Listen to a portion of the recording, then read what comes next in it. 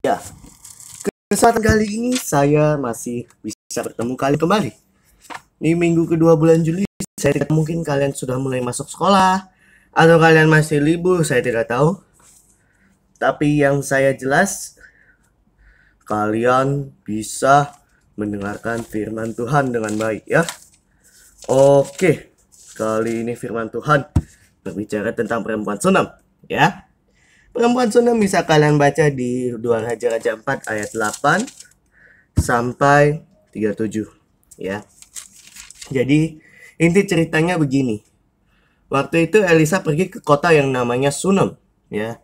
Dan di sana ada seorang perempuan yang sangat kaya raya untuk mengundang Elisa makan. Dan perempuan itu bilang pada suaminya, "Sesungguhnya aku tahu bahwa orang yang selalu datang pada kita itu abdi Allah. Baiklah kita membuat sebuah kamar." Ya udah, Elisa disuruh untuk tinggal di rumahnya. Jadi dibikin kamar, dibuat dari batu untuk menaruhnya tempat tidur, meja, kursi, dan sebuah kandil. Apabila dia datang, ia boleh masuk ke sana. Dan waktu hari itu dia masuk ke sana karena Elisa selalu datang ke sana. Dan Elisa bilang ke Gehazi, "Panggillah perempuan Sunem itu." Maka perempuan itu dipanggil oleh Gehazi. Dan Elisa bilang pada Gehazi, "Coba katakan padanya, sesungguhnya engkau telah sangat bersusah-susah seperti ini buat kami. Apa yang dapat kuperbuat bagimu?" Jadi dia nanya, "Kamu mau ngapain mengajak saya ke sini?" Ya, perempuan itu bilang, "Aku ini tinggal di tengah-tengah kaum saya." Terus Elisa bilang, "Apakah yang kuperbuat baginya?" Gehazi bilang, "Dia tidak punya anak. Suaminya soalnya udah tua." Maka Elisa bilang, "Panggillah dia." Setelah itu dipanggil, Elisa bilang, "Pada waktu ini juga tahun depan kamu punya anak." Ya. Terus perempuan bilang, "Jangan bohong deh." Gitu. Maka perempuan itu mengandung sesuai firman Tuhan. Ya. Setelah itu anak itu mulai tumbuh besar, dan waktu itu dia main-main keluar ke daerah ladang gitu. Dia keluar mendapatkan ayahnya di antara penyabit gandum ya. Soalnya di ladang gandum mereka. Dan tiba-tiba kepala dia pusing. Ya. Aduh, kepala gue pusing. Ya, kepalanya sakit gitu. Bapaknya bilang, "Angkat dia dan bawa pulang ke ibunya." Setelah itu dibawa pulang dan duduk di pangkuan ibunya, dan sampai malam dia meninggal, mati. Setelah itu perempuan naik dan dia taruh di tempat tidur abdi Allah itu. Jadi anaknya ditaruh di samping Elisa, dan perempuan itu dia memanggil suaminya bilang, "Suruh padaku seorang bujang dengan bawa seekor keledai betina. Aku mau pergi dengan segera pada abdi Allah itu dan akan terus pulang." Suaminya bilang, "Mengapakah pada hari ini engkau hendak pergi padanya? Karena sekarang bukan bulan baru dan bukan hari Sabat." Perempuan itu, "Jangan khawatir." Maka dilakukannya lah untuk melakukan perjalanan, dan perempuan itu pergi pada abdi Allah di Gunung Karmel ya. Soalnya Nabi Elisa ada di Gunung Karmel ya. Setelah itu Gehazi bilang, "Lihat, perempuan Sunam itu datang." Maka Gehazi mengejarnya dan bilang, "Selamat engkau, selamatkah semua keluarga?" "Selamat." Dan habis itu dia sudah sampai ke gunung, dipegangnya lah kaki abdi Allah itu. Tetapi Gehazi mendekat hendak mengusir dia. Lalu abdi Allah bilang, Elisa bilang, "Sudah, biarkan saja, dia lagi sedih. Ya, Tuhan menyembunyikan ini daripadaku, tidak memberitahukannya padaku." Lalu perempuan itu bilang, "Adakah ku minta seorang anak laki-laki daripada Tuanku? Bukankah telah kukatakan jangan aku diberi harapan kosong?"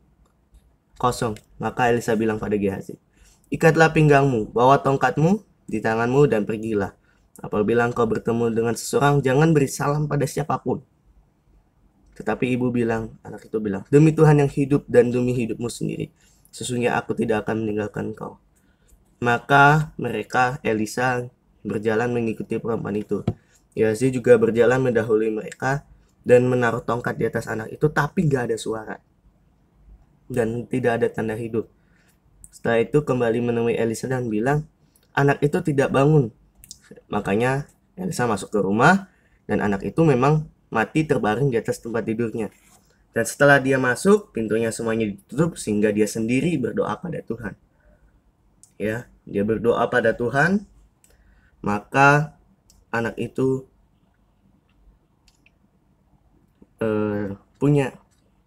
Elisa punya cara unik. Jadi Elisa tidur bersama anak itu dengan cara yang tidak wajar, seperti nindihin ya istilahnya. Pokoknya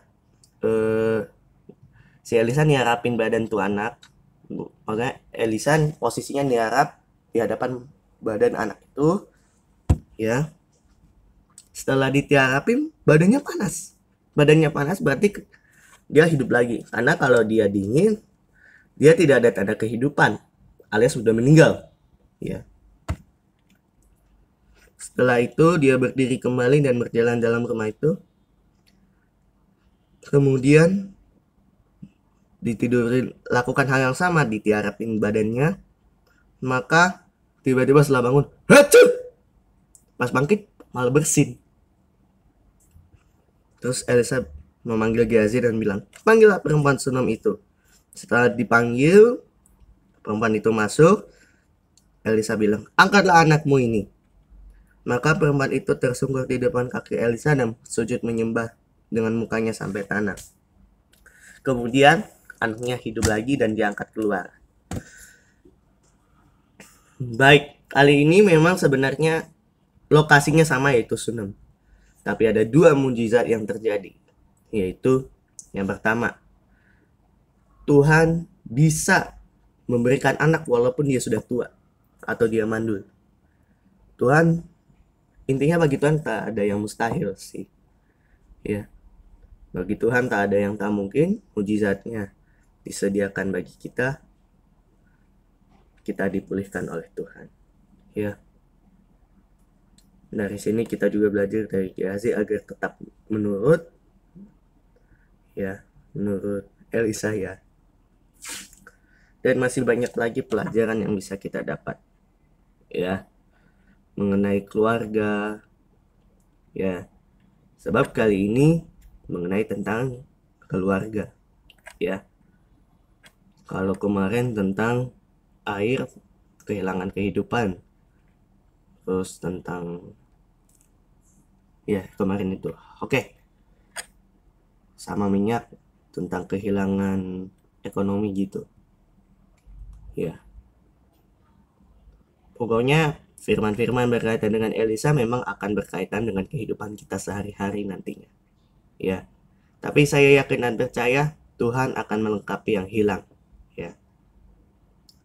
Bagi yang kemarin kehilangan kesehatan akibat air yang bikin mati, yang kedua kembali kaya, ya, kehilangan pencukupan, penghasilan, Tuhan kembalikan lagi. Yang kali ini adalah Tuhan memberikan kebahagiaan keluarga, gitu, ya. Sekian firman kali ini, mohon maaf bila ada kekurangan. Terima kasih, Tuhan Yesus memberkati. Minggu depan saya akan bahas 2 mujizat lagi. Bye-bye.